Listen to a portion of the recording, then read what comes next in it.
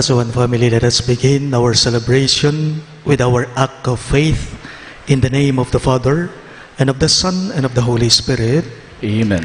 The grace of our Lord Jesus Christ, and the love of God, and the communion of the Holy Spirit be with you all. And with your spirit. My dear friends, coming together as God's family with confidence, let us ask the Father's forgiveness, for He is full of gentleness and compassion.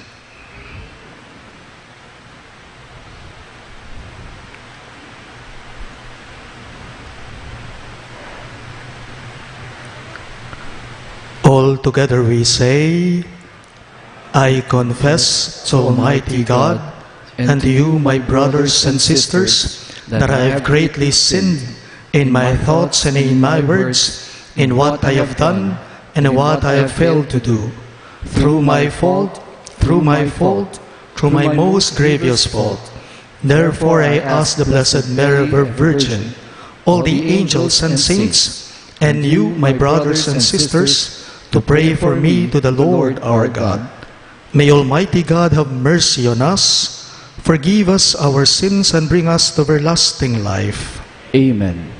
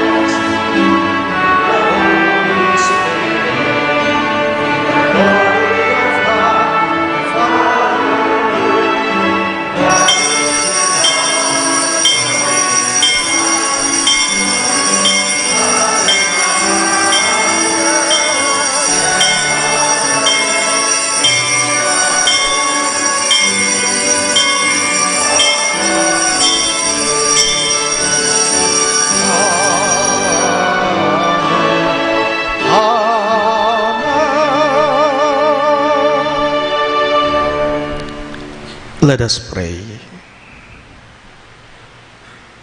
Almighty God, your only Son, begotten from all ages, humbled himself as a child in Nazareth and became subject to Mary and Joseph. Grant that we may learn from his example to embrace your will in all things, and holding fast to the dignity of all, serve our lowly brothers and sisters with open hands and gentle heart. We ask this through our Lord Jesus Christ, your Son, who lives and reigns with you in the unity of the Holy Spirit, one God, forever and ever. Amen.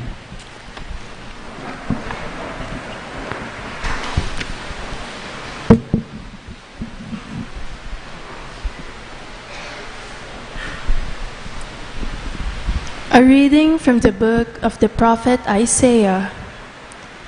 The people who walked in darkness have seen a great light. Upon those who dwelt in the land of gloom, a light has shone. You have brought them abundant joy and great rejoicing, as they rejoice before you as at the harvest. As people make merry when dividing spoils, for the yoke that burdened them, the pole on their shoulder, and the rod of their taskmaster, you have smashed, as on the day of the Midian.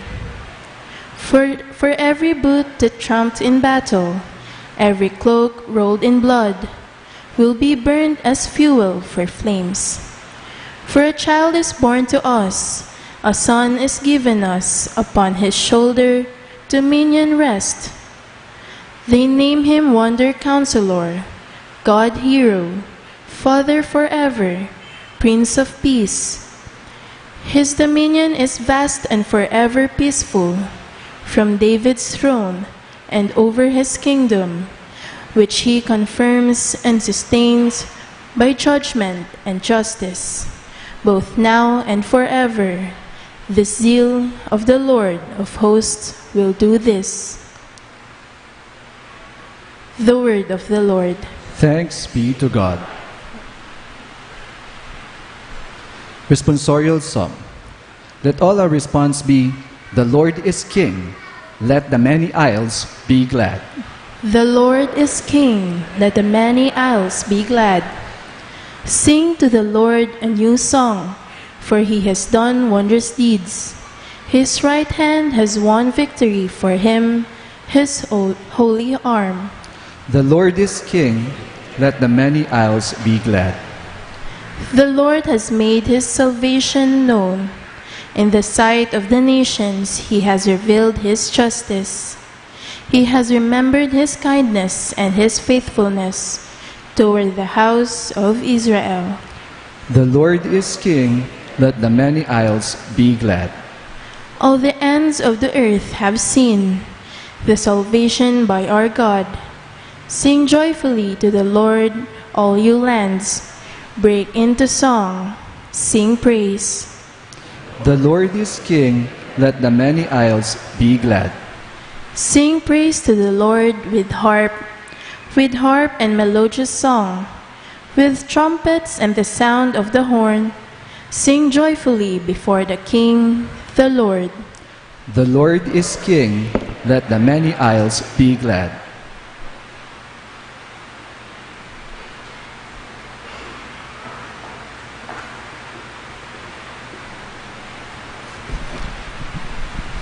A reading from the letter of St. Paul to the Ephesians.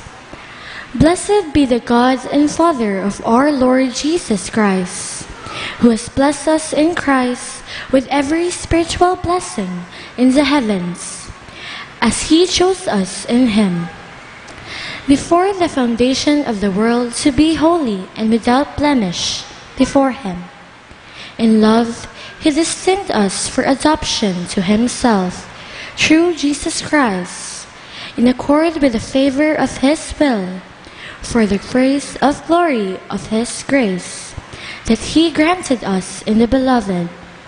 Therefore, I too, hearing of your faith in the Lord Jesus, and of your love for all the holy ones, Do not cease giving thanks for you, remembering you in my prayers, that the God of our Lord Jesus, the Father of glory, may give you spirits of wisdom and revelation, resulting in knowledge of Him. May the eyes of your hearts be enlightened, that you may know what is the hope that belongs to His call, what are the riches of glory in His inheritance among the holy ones. The word of the Lord. Thanks be to God.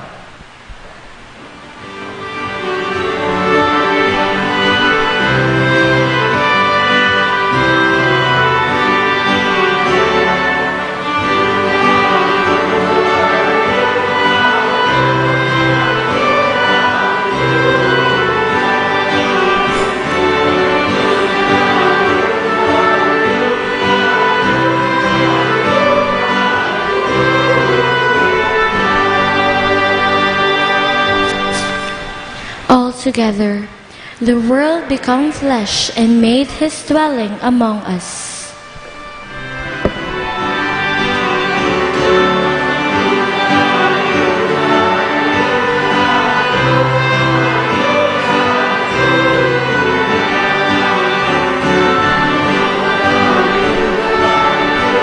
Hallelujah, hallelujah, hallelujah.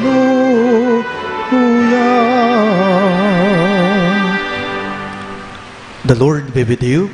And with your spirit. A reading from the Holy Gospel according to Saint Matthew. Glory to you, O Lord.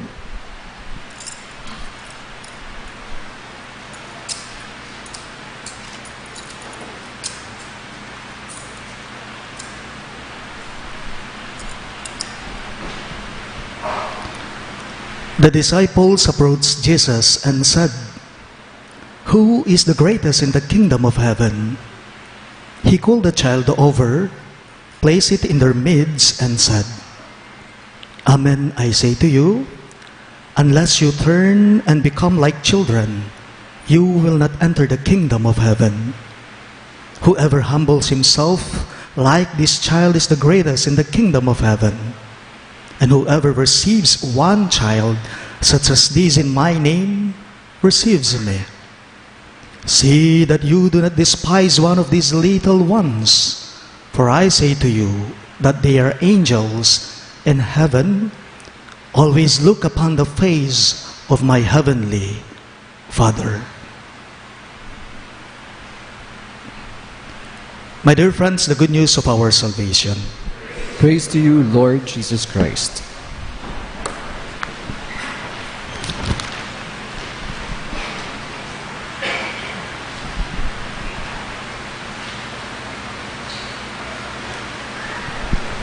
Magandang gabi po sa inyong lahat.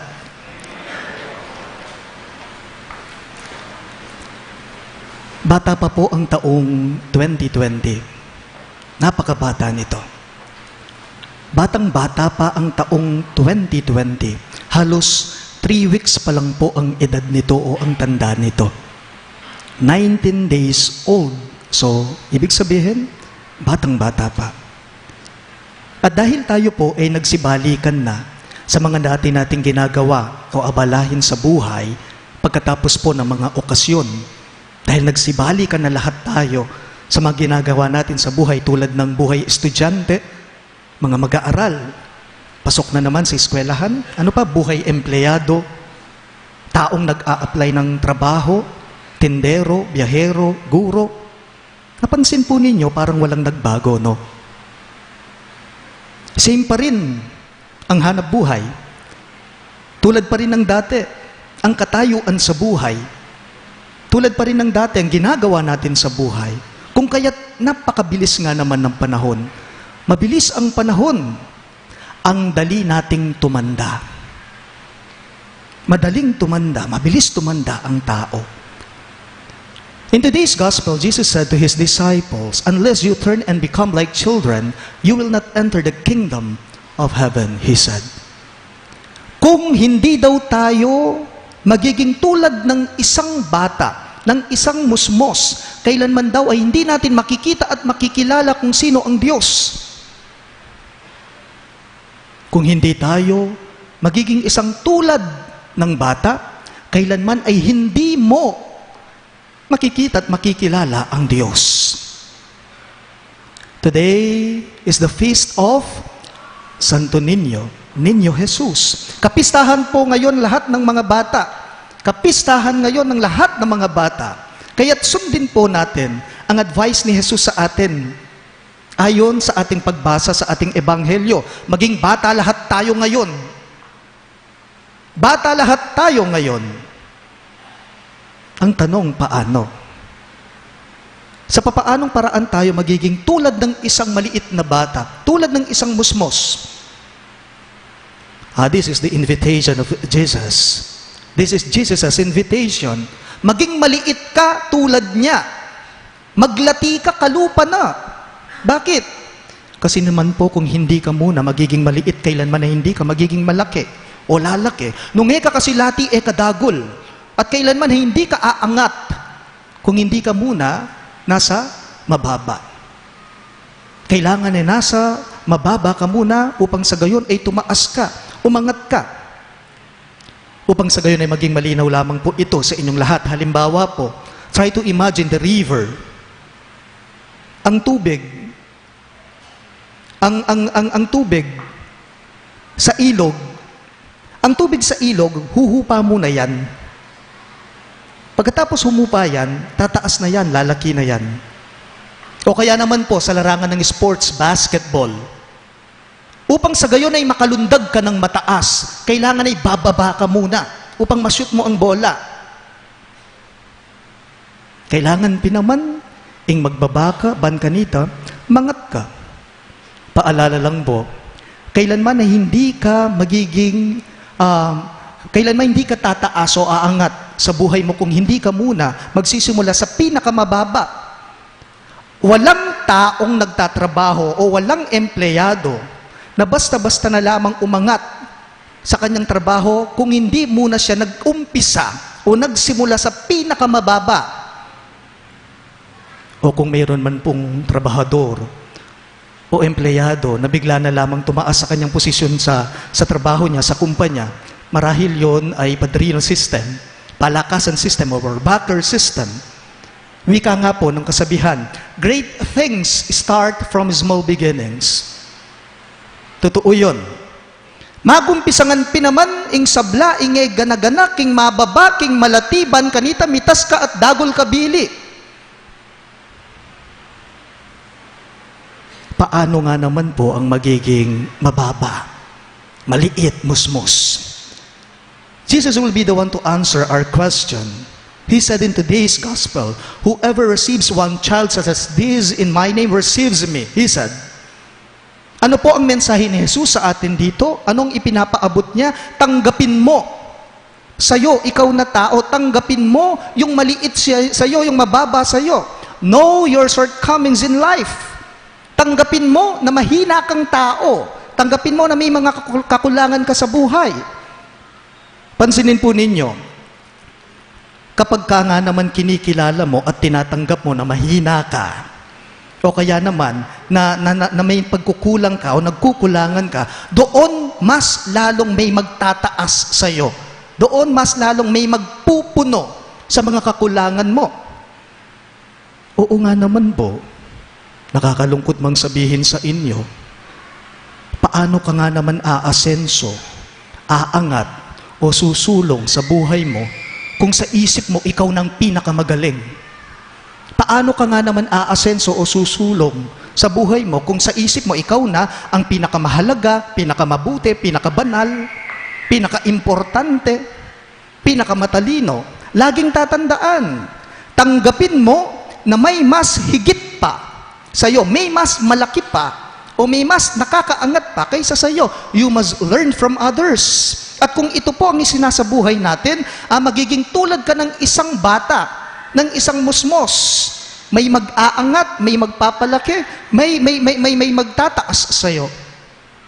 Jesus said, whoever humbles himself like this child is the greatest in the kingdom of heaven. Ibig sabihin po, hindi ka magiging santo kung hindi ka muna dadaan sa pagka-ninyo. Kailangan ay maging ninyo ka muna, santo ninyo. Ninyo, upang sa ganun ay magiging santo ka. Like Mother Teresa, bago naging Santa Madre Teresa, si Mother Teresa, Teresa muna yan. O kaya naman, ang patron natin, si Saint Jude Thaddeus, San Judas Tadeo, bago naging santo, si Judas Tadeo muna yan. O kaya naman si Among Norman, bago naging Father Norman yan, Norman lang yan dati. Hindi ka magiging santo kung hindi ka muna magiging ninyo. Alam po ninyo, kung wala na pong pinapalaki o pinapasulong po sa ating sarili, kailanman po hindi makakapaglugar ang Diyos sa buhay natin. Paalala lang po, hindi na po aasenso at susulong ang mga gurong ulit-ulit na lamang sa kanilang pagtuturo. Kailanman na hindi na aasenso o susulong ang mga magulang wala ng pag-ibig, pag-aaruga o pagmamahal sa mga anak nila. Kailanman hindi na aasenso o susulong ang mga nag-aral, ang mga nagsitapos sa kanilang pag-aaral na napako na ayaw na nilang magtrabaho pa o humanap ng trabaho nila. Kailanman hindi na aasenso o susulong tayong mga anak na wala ng lingkod o wala tanang suyo, karing matwata mo. Nung makanyanta mo, kung ganyan po tayo, parang mga makina lamang tayo noon na pinapaandar. Hindi na tayo susulong, hindi na tayo aasenso, hindi na tayo aangat pa. Tandaan po natin, bata ang taong nakakakita ng buhay. Bata, musmos ang taong nagpapahalaga ng buhay. Di po ba, sa mga bata, lahat sa kanila ay buhay? Sa mga bata, lahat sa kanila ay buhay. Karinganak, ingay, gana-gana, mabiye, karela. Halimbawa po, teddy bear, Barbie doll. Sa mga bata, robot. Yung mga laruan ng mga bata, pansinin ninyo, kinakausap nila. Kasi lahat sa kanila buhay nga. Pero ikaw na matanda, kausapin mong Barbie doll, pagtatawanan ka.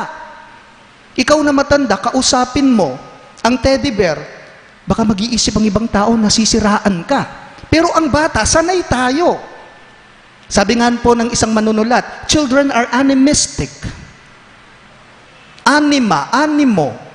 May buhay, may soul sa kanila, may kaluluwa sa kanila, ang lahat sa mga bata.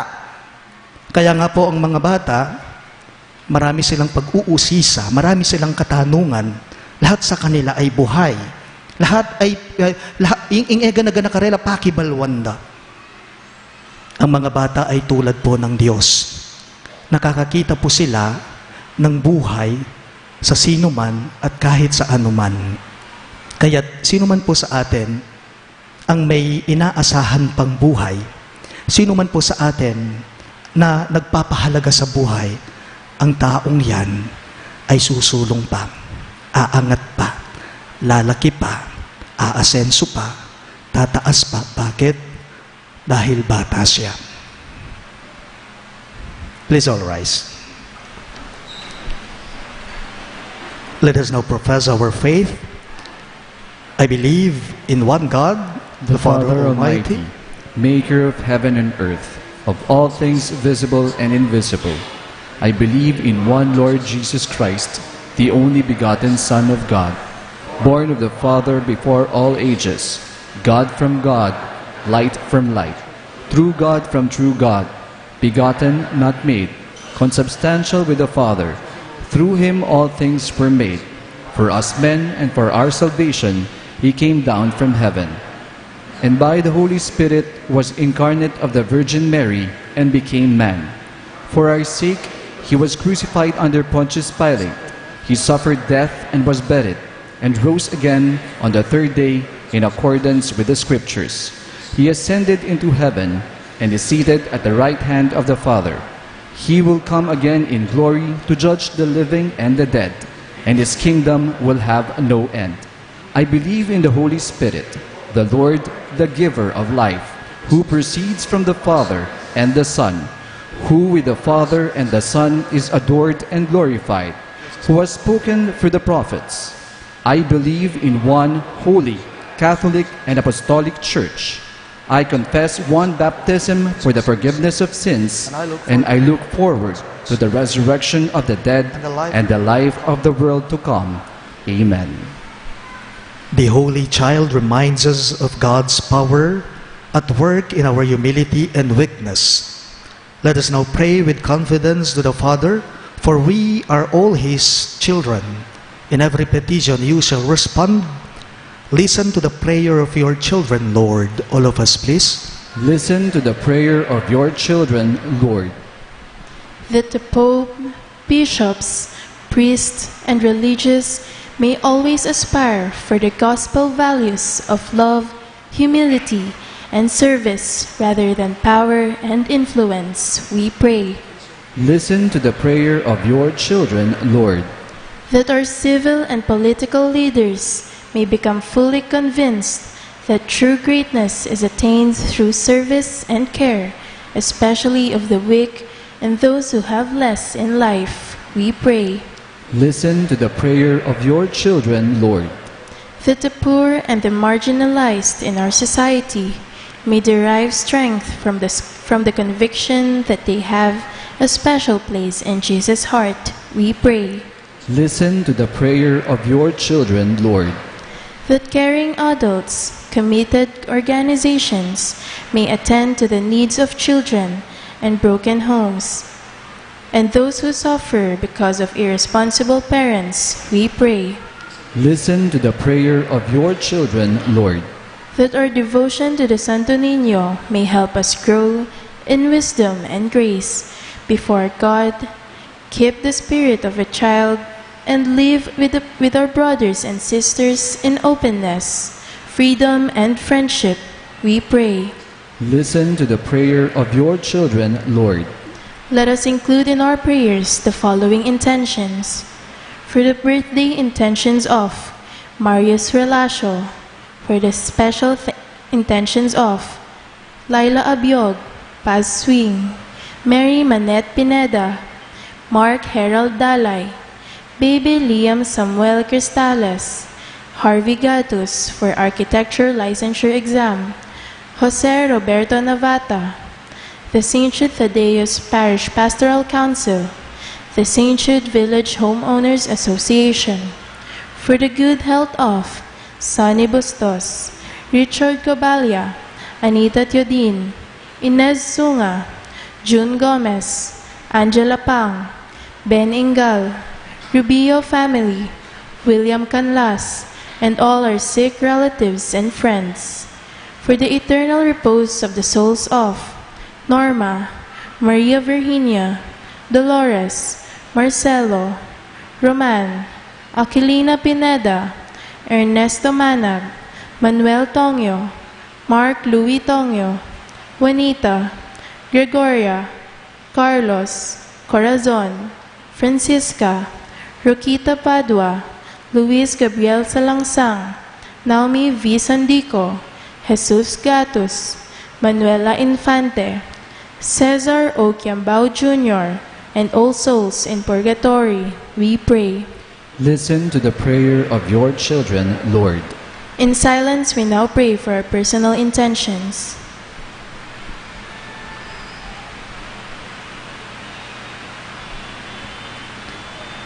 God our Father, listen to our prayers. Give us the courage to do your will so that we may be worthy to share the eternal happiness of your kingdom. We ask this through Christ our Lord. Amen.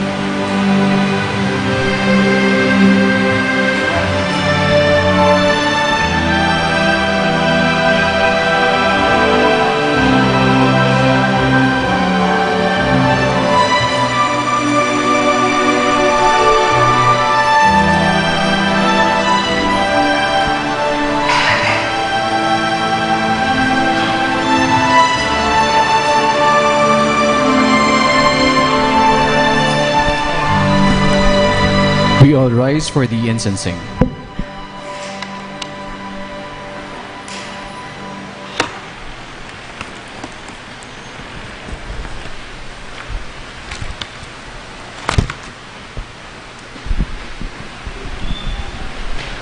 Pray, my dear friends, that my and your sacrifice may be acceptable to God, the Almighty Father. May the Lord accept the sacrifice at your hands for the praise and glory of his name, for our good and the good of all his holy church. God, our Creator, we offer the gifts of bread and wine to recall the childhood of your only Son. Let our offering become the sacrifice of him who brought forgiveness and peace to the world. Grant this through Jesus Christ our Lord. Amen. The Lord be with you. And with your spirit, Lift up your hearts. we lift them up to the Lord. Let us give thanks to the Lord our God. It is right and just. It is truly right and just, our duty and our salvation always and everywhere, to give you thanks, Lord, Holy Father, Almighty and eternal God, through Christ our Lord. For on the feast of this oft-filled mystery, though invisible in his own divine nature, he has appeared visibly in ours, and begotten before all ages. He has begun to exist in time, so that raising up in himself all that was cast down, he might restore unity to all creation, and call straying humanity back to heavenly kingdom. And so, with all the angels we praise you, as in joyful celebration we all acclaim.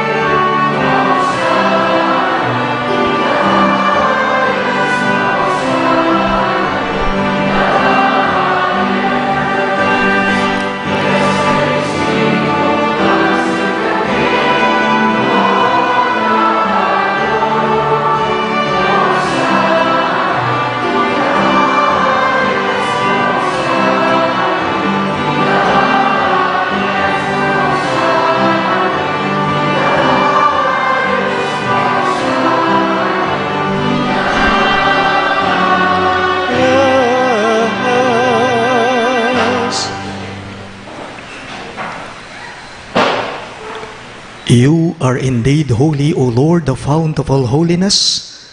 Make holy, therefore, these gifts, we pray, by sending down your Spirit upon them like the dew fall, so that they may become for us the body and blood of our Lord Jesus Christ. At the time he was betrayed and entered willingly into his passion, he took bread, and giving thanks, broke it and gave it to his disciples, saying, "Take this, all of you, and eat of it, for this is my body, which will be given up for you."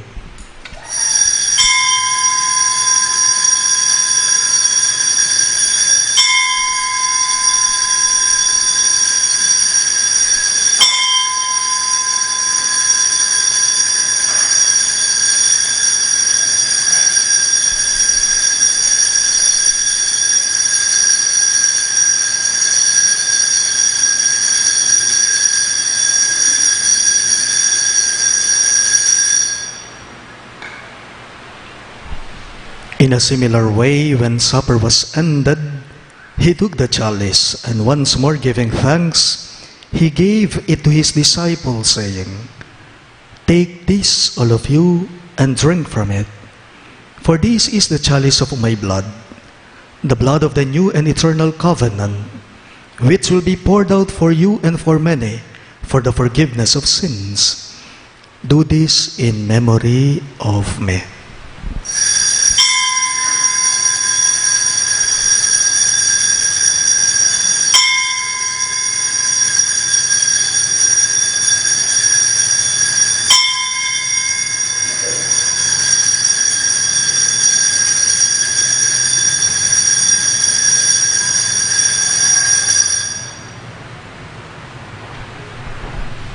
The mystery of faith.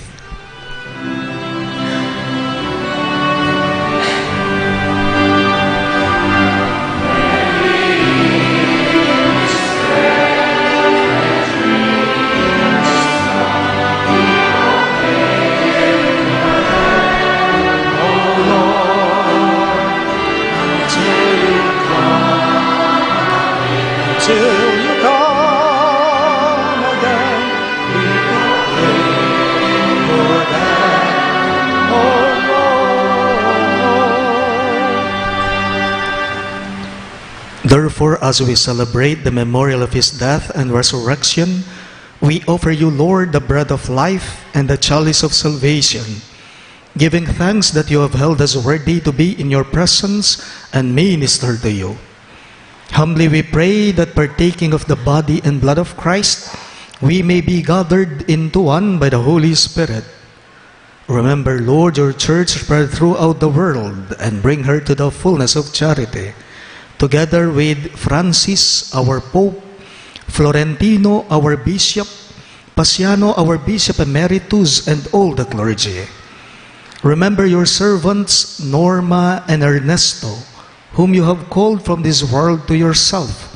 Grant that they who are united with your Son in a death like his may also be one with him in his resurrection.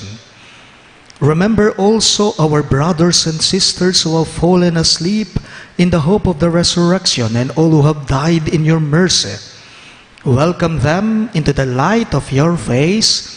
Have mercy on us all, we pray, that with the Blessed Virgin Mary, Mother of God, with Saint Joseph, her most chaste spouse, with the blessed apostles, Saint Jude Thaddeus, our patron saint, and all the saints who have pleased you throughout the ages, we may merit to be co-heirs to eternal life, and may praise and glorify you through your Son, Jesus Christ. Through him, with him, and in him, in the unity of the Holy Spirit, all glory and honor is yours, Almighty Father, forever and ever.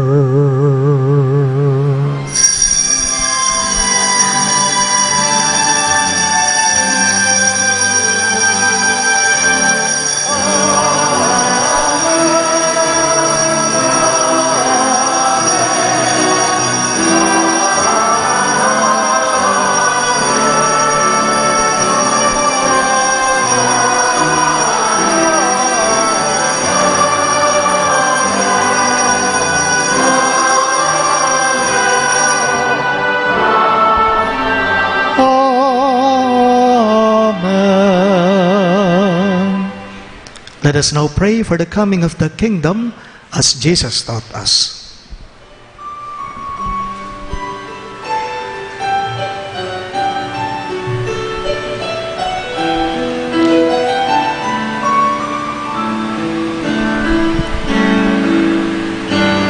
Ama namin, sumasalangit ka, sambahin ang ngalan mo, mapasa amin ang kaharian mo, sundin ang loob mo dito sa lupa para nang sa langit. Bigyan mo po kami ngayon ng aming kakanin sa araw-araw, at patawarin mo kami sa aming mga sala, para ng pagpapatawad namin sa nagkakasala sa amin, at huwag mo kaming ipahintulot sa tukso. At iadya mo kami sa lahat ng masama.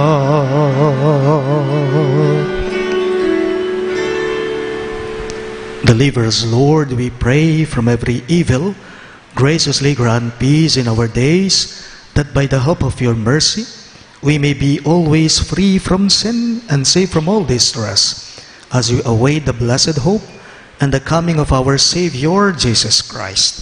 For the kingdom, the power, and the glory are yours, now and forever. Lord Jesus Christ, who said to your apostles, "Peace I leave you, my peace I give you," look not on our sins, but on the faith of your church, and graciously grant her peace and unity in accordance with your will, who live and reign forever and ever. Amen. The peace of the Lord be with you always. And with your spirit. Let us offer each other the sign of peace. Peace be with you.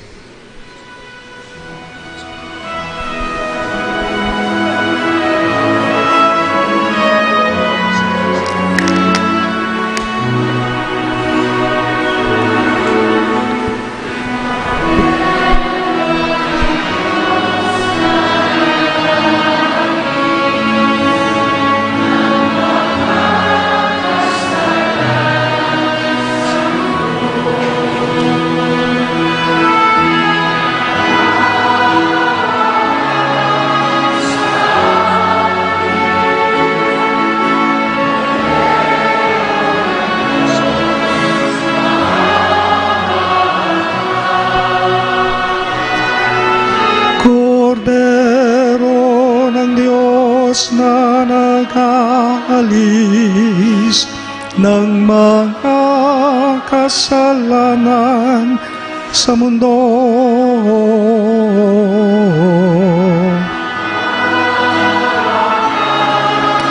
Maawa ka sa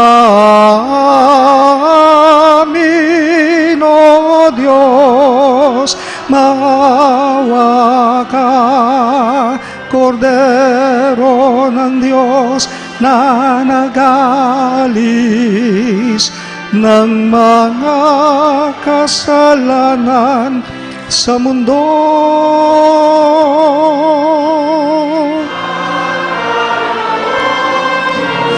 Ipagkaloob mo ang kapayapaan.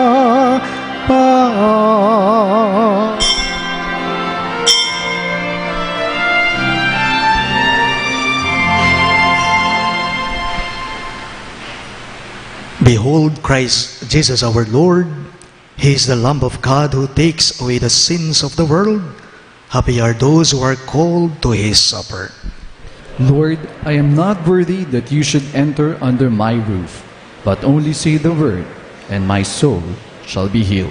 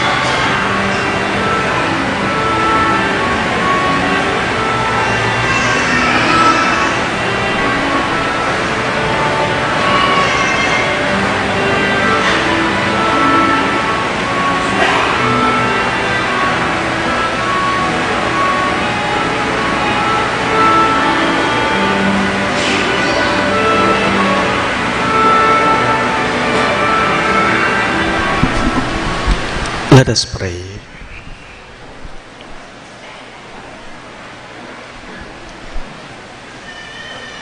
Loving Father, you have nourished us at the banquet in honor of the child born of the Virgin Mary.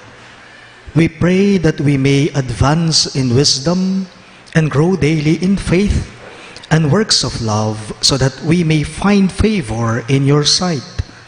We ask this through Christ our Lord. Amen. Please remain seated for some announcements. As we may all be aware, the recent eruption of Taal volcano has adversely affected not only Batangas but the neighboring areas as well. In this regard, our Archbishop Florentino G. Lavarias issued a circular letter urging everyone in the Archdiocese of San Fernando, Pampanga to offer prayers and donations for the victims of this natural calamity. The second collection on the third Sunday of January, that is generally intended for the Pro Nigritis and Sancta Infanta, is moved to next Sunday. Instead, in our advocacy for solidarity with the victims of the Taal volcano eruption, the Companions of St. Jude, our collectors, will go around for a second collection, the proceeds of which will be forwarded to the Finance Department of our Archdiocese for the purpose. Donations in kind and unperishable goods are also very welcome, in which case we request donors to forward them directly to the Social Action Center of Pampanga or SACOP in Barangay Mainpis. We thank you in advance for your generosity. In celebration of the Feast of Santo Nino, children will be blessed and gifted with candies and sweets after the final prayer and blessing. Thank you. Please all rise.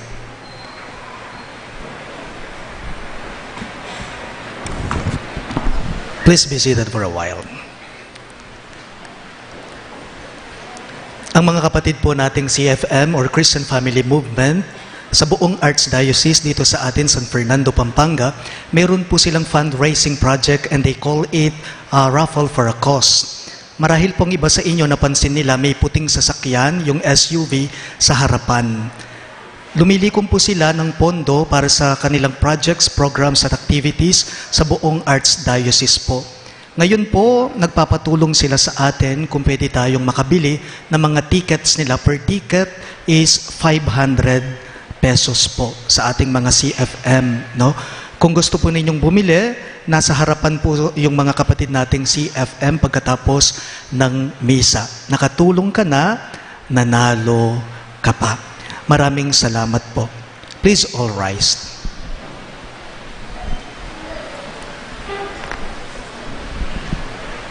The Lord be with you. And with your spirit. Bow your heads and pray for God's blessing. May the God of all consolation order your days in His peace and grant you the gifts of His blessing. Amen. May He free you always from every distress and confirm your hearts in His love. Amen. So that on this life's journey, you may be effective in good works, rich in the gifts of hope, faith, and charity, and may come happily to eternal life. Amen. And may the Almighty God bless you, the Father, and the Son, and the Holy Spirit. Amen. The Mass is ended, and our mission begins. Thanks be to God.